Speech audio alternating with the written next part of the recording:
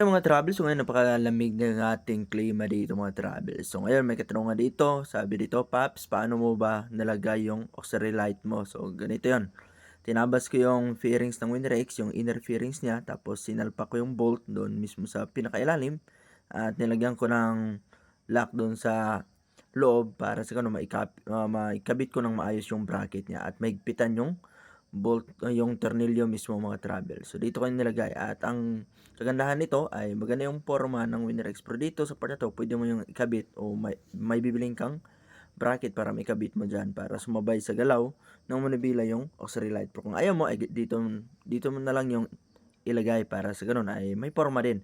Pero ang disadvantage nito mga travel ay sumasayad ito sa ating front fender at ang mangyayari dun mga travel ay magagasgasan yon.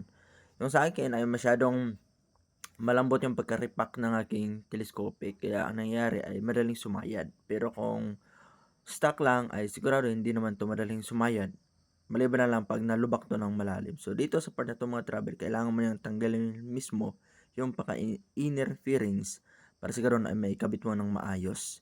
At sana ito ay nakatulong at nasagot yung katanungan ng ating isang viewer. Salamat, bye bye, ride safe and God bless.